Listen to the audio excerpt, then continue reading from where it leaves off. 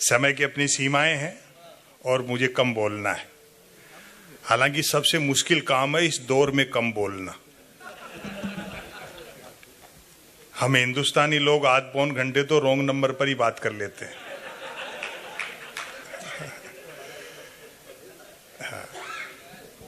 मैं किसी भ्रम में नहीं हूं। अब जितने लोग हैं उनमें तो आधे तो सुनने के लिए बैठे हैं और बाकी लोग उन आधों के लोगों के साधनों पर आए हैं, इसलिए नहीं जा सकते। वाह वाह वाह वाह।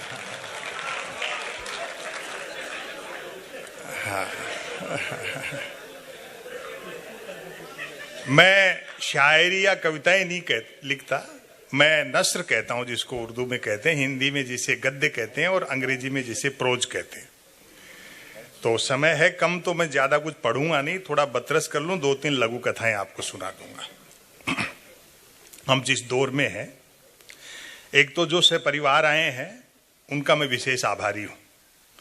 और आप सब लोग भी देखो, शादीशुदा हो तो पत्नी को साथ रखा करो, वरना मन की बात भी रेडियो से करते फिरोगे।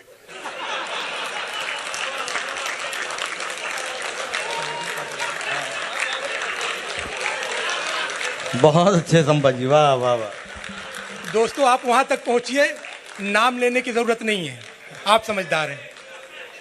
वैसे भी जो स्त्री का त्याग है, औरत का जो बलिदान है, वो पुरुष से बड़ा है। वो पति ने डींग हाँकते हुए कहा कि मेरा बड़पन देख जो तेरे से बिना देखे शादी कर ली। पत्नी बोली मेरी भी हिम्मत देख जो तेरे को देखने के बाद भी मना नहीं किया। क्या बात है, वाह वाह वाह वाह वाह वाह वाह वाह, बहुत खूब। हाँ, ऐसे दौर में व्यंग नहीं लिखा जाए तो क्या किया जाए। आरबीआई के गवर्नर हिस्ट्री से एमए हैं, वित्त मंत्रालय वकील साहब चला रहे हैं और प्रधानमंत्री की डिग्रियां प्रेस कॉन्फ्रेंस करके दिखाई जा रही है। इसी से आप समझ जाओ कि भारत फिर से विश्व गुरु बनने वाला है, लगभग आउटर पर खड़ा है। और वैसे भी उस देश को विश्व गुरु होने से कौन रोक सकता है जिसकी जेलों तक में संत महात्मा रहते हो।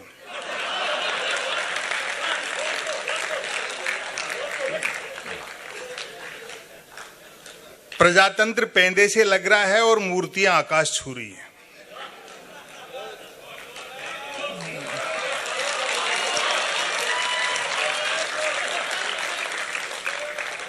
मुझे भी कई लोगों ने कहा कि साहब थोड़े बहुत इन दिनों आप भी पॉपुलर हैं, किसी चौराहे पे एक आध आपकी भी मूर्ति खड़ी कर दें, 1 लाख का खर्चा है। मैंने कहा तू 50,000 दे, मैं खुद ही खड़ा हो जाऊंगा। मेरे ये समझ में नहीं आई कि नेहरू का कद छोटा करने से पटेल कैसे बड़े हो जाएंगे। जिस सरदार सरोवर के तट पे दुनिया की सबसे ऊंची मूर्ति लगाई गई सरदार पटेल की, आप लोग थोड़ा पढ़ो, समझो, सीखो और अपने को बच्चों को बताओ। वो सरदार सरोवर परियोजना का शिलान्यास ही पंडित नेहरू ने किया था।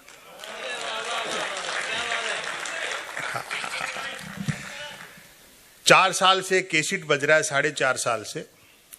पेट्रोल डीजल हमारे वश में नहीं है, रुपया अंतर्राष्ट्रीय कारणों से गिर रहा है, महंगाई, बेरोजगारी, भ्रष्टाचार के लिए कांग्रेस जिम्मेदार है, बाकी सारी समस्याएं नेहरू छोड़ गए। फिर भी कोई दिक्कत है तो पाकिस्तान चले जाओ।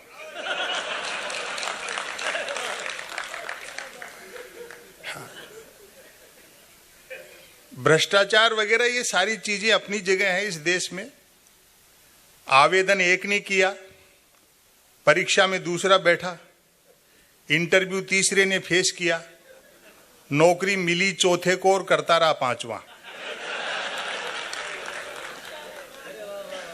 वेतन 6ठे ने उठाया और पेंशन 7वें की हुई।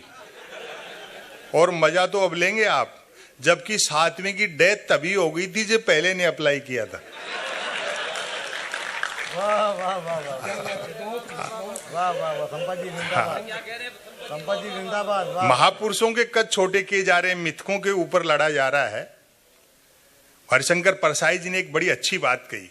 कल नसरुद्दीन शाह साहब के साथ जो हादसा हुआ, मैं अजमेर में उसी कार्यक्रम में था। हरिशंकर परसाई जी ने बहुत अच्छी बात कही। गाय पूरी दुनिया में दूध देती है, हिंदुस्तान में वोट देती है।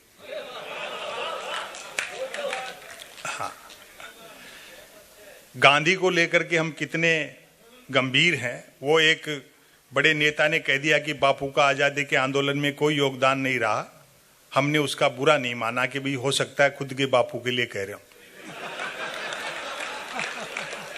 हाँ, फिर उन्हीं की पार्टी की एक सरकार है राज्य में, तो वहां के स्वास्थ्य मंत्री ने कह दिया कि जब से नोटों पर गांधी के चित्र छपे तब से नोटों की कीमत घट गई। यही भारतीय प्रजातंत्र की खूबसूरती है कि शारीरिक और मानसिक रूप से बीमार आदमी भी स्वास्थ्य मंत्री बनाया जा सकता है। फिर एक सज्जन ने कहा, जो पार्टी के अध्यक्ष हैं, कि गांधी एक चतुर बनिया थे। मूर्खताओं से इस देश में बड़ी चहल पहल है।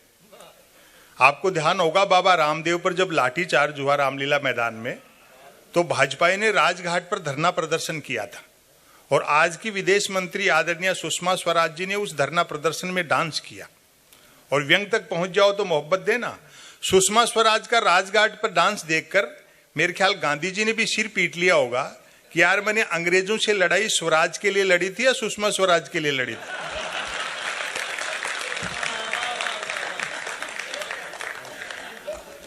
प्रधानमंत्री की डिग्रियों पर सवाल उठे, हालांकि ये मुझे अच्छा नहीं लगा। भाई, जब सैटेलाइट लॉन्च होकर के अपनी कक्षा में स्थापित हो गया, धरती के चक्कर काट रहा है, फिर क्यों डिजाइन पे बहस कर रहे हो? बहुत अच्छे साहब, बहुत अच्छे, वाह वाह वाह वाह। और वैसे भी डिग्री से अनुभव बड़ा होता है। मैं ऐसे कई को जानता हूं जिन्होंने एजुकेशन लोन लेकर आईआईटी की थी, फिर उस लोन को चुकाने के लिए उनको आईटीआई करनी पड़ी।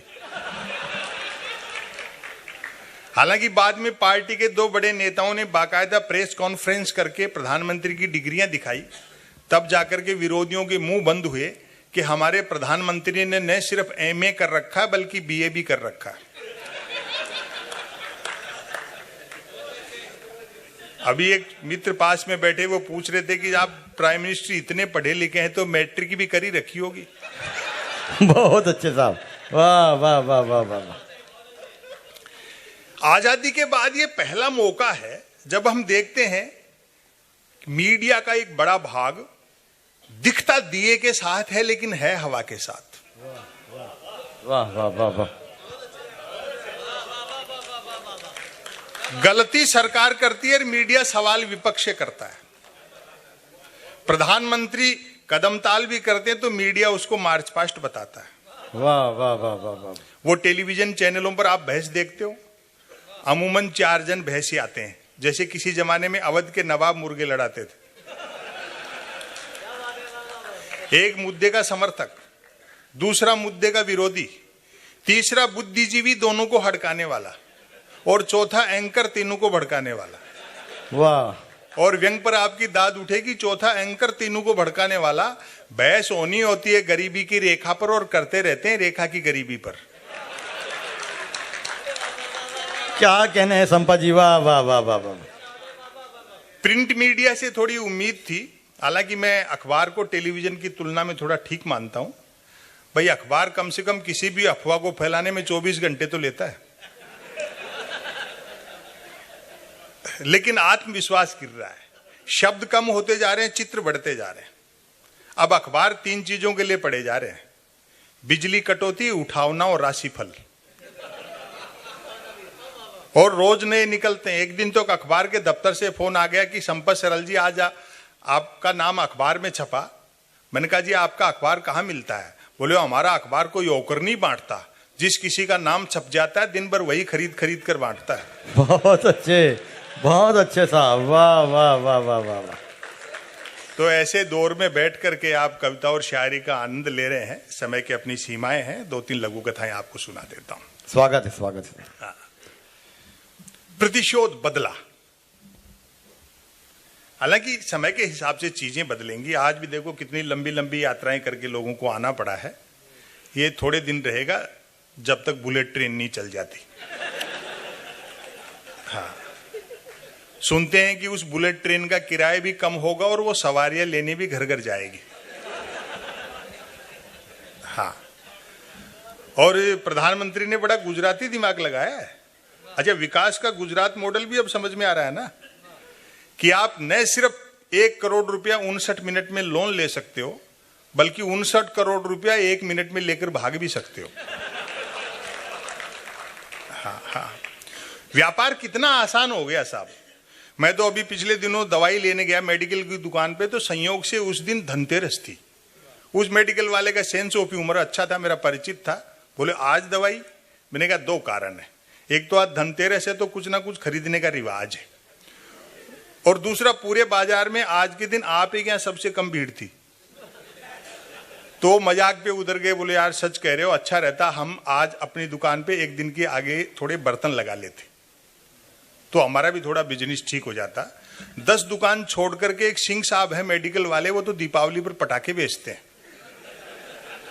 मैंने कहा सिंह साहब के पास पटाखे बेचने का लाइसेंस है क्या? बोलो लाइसेंस ही पटाखे बेचने का है, बिना लाइसेंस के तो दवाई बेच रहे हैं। बहुत अच्छे साहब, वाह वाह, एक बार जोरदार तालियों से स्वागत किया जाए संपत जी का। वाह वाह वाह वाह वाह, जिंदाबाद, वाह वाह। गुजरात के विकास के गुजरात मॉडल ने कितनी चीजें आसान कर दी साहब। एक सज्जन की 50,000 रुपए की कंपनी देखते देखते 16,000 गुना बढ़ गई, और आप कह रहे हो डेवलपमेंट नहीं हुआ। लेकिन अब आपकी तालियां उठनी चाहिए, लेकिन ऐसे खिलाड़ी को कौन आउट करे जिसके पिताजी एम्पायर हो।